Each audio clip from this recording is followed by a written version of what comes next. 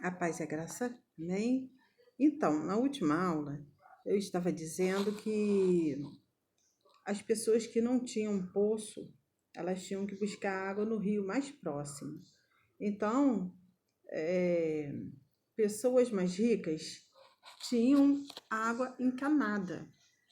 E cidades mais sofisticadas, tais como Cesareia e Tessalônica, possuíam uma ampla rede de esgoto. Pouquíssimas eram as casas que possuíam hortas e jardins. Em sua maioria, cultivavam apenas algumas folhagens. As plantações que deveriam suprir a necessidade da cidade eram eram feitas, né, do lado de fora dos muros, em hortas extensas. E Getsemane, por exemplo, onde Jesus foi traído por Judas, é uma plantação de oliveiras. Até mesmo tempo, as refeições eram preparadas no quintal, antes de serem levadas ao fogão, que eram de barro. As festas das famílias eram realizadas ali também. Eles faziam fogueiras, tocavam instrumentos, dançavam e cantavam alegremente. E agora nós vamos falar sobre cidades e povoados.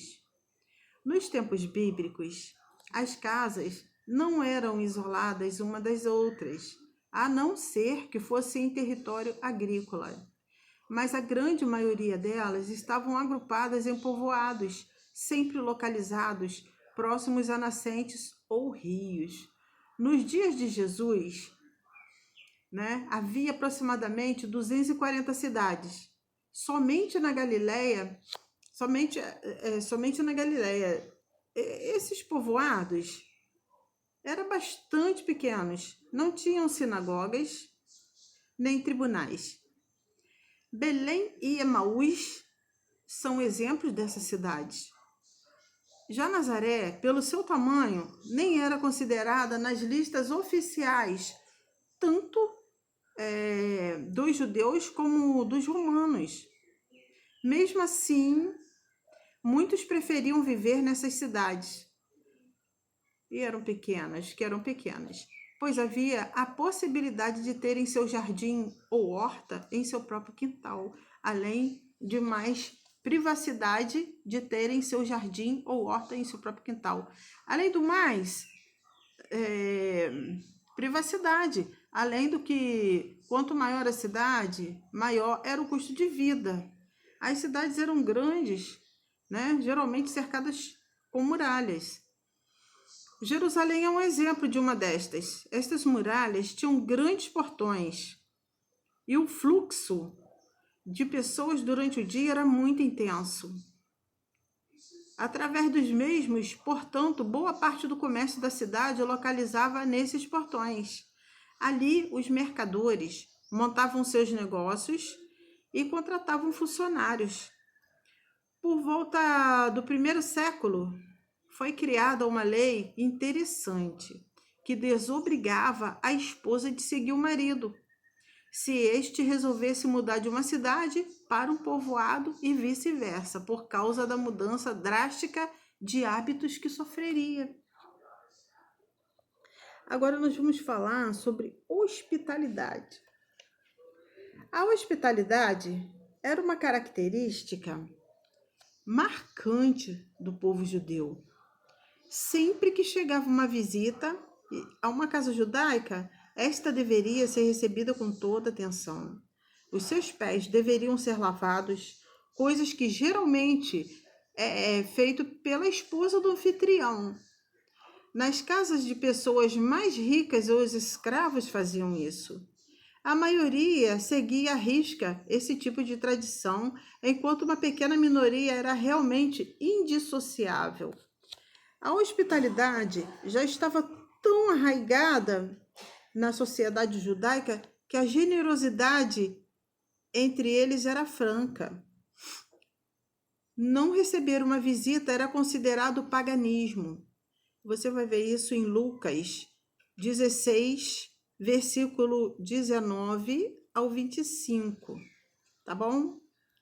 Jesus mesmo nos ensinou que deveríamos abrir a porta da nossa casa para os pobres e aleijados. Você vai ver em Lucas 14, versículo 13. Pode conferir, tá? E tudo que a casa poderia oferecer deveria ser compartilhado com a visita. E alguns aproveitadores exageravam por causa dessa liberdade. A hospitalidade parece ser um dos alicerces de fé, tanto no judaísmo quanto no cristianismo.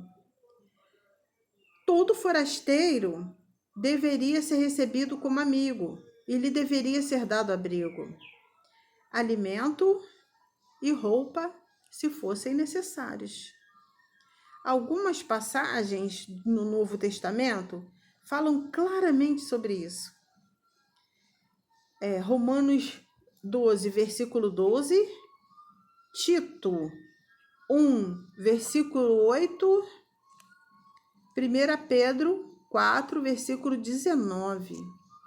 E até 3 epístolas inteiras no Novo Testamento são dedicadas a este assunto. Filemão 2 e 3 João.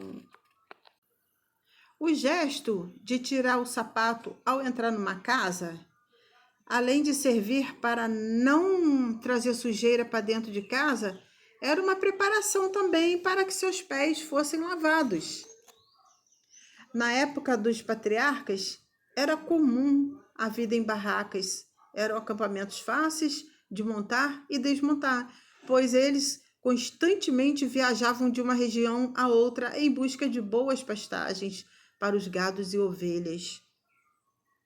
Naqueles tempos, até mesmo os homens que viviam nas tais tendas almejavam um dia habitar em residências fixas.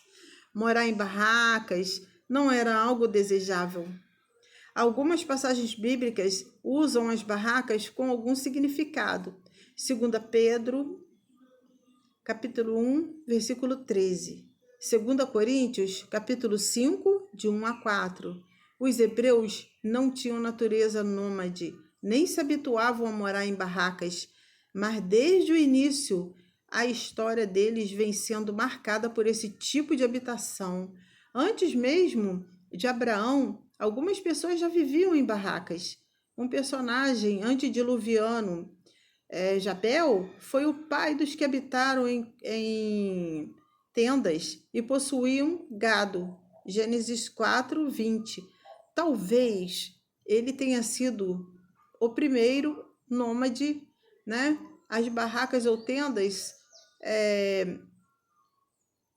eram feitas, né? A maioria com pele de animais, costuradas umas às outras e estendidas sobre mourões de madeira. Depois, as pontas das tendas eram amarradas às placas fincadas no solo. Todos os mantimentos da barraca também eram armazenados em grandes sacos feitos com peles de animais, utensílios de cozinha, lampiões e almofadas, e carregados em lombos de jumentos. A tenda sempre era armada em locais que pudessem oferecer sombra, água e pastagem para os seus animais. Enquanto a vida em barracas